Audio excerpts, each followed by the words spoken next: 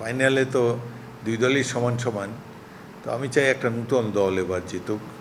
Spain, তারা ভালো খেলে এসেছে, তাদের রক্ষণভাগ অত্যন্ত সুদৃঢ়।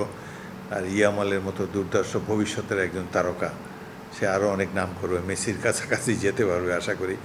মেসি তো অন্য গ্রহের খেলোয়াড়, মেসির সাথে কারো তুলনা হয় না।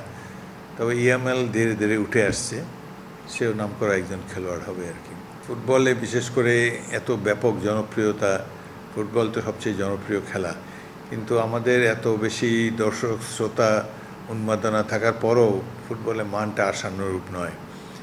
তো আমি আমাদের ফুটবল ফেডারেশনের সভাপতি তাবিথ আউয়াল, সে নিজেও খেলোয়াড়, তাকে বলেছি যে খেলাধুলার মান উন্মাদনের জন্য তারা যাতে ইয়াং স্কুল বয়েজদের প্রতি, স্কুলের খেলোয়াড়দের প্রতি তারা যারা আরও যত্নবান হয়, তাদের কোচিং বা আরও বেশি টুর্নামেন্ট হওয়া দরকার।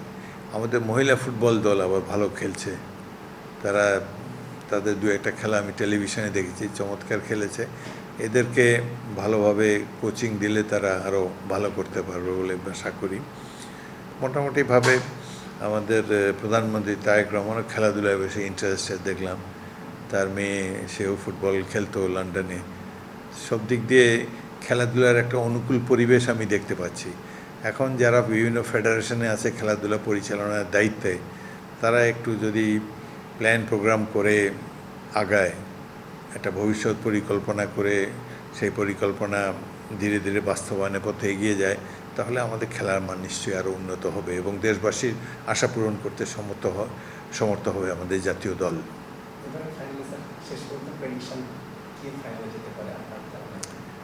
আজকের ফাইনাল তো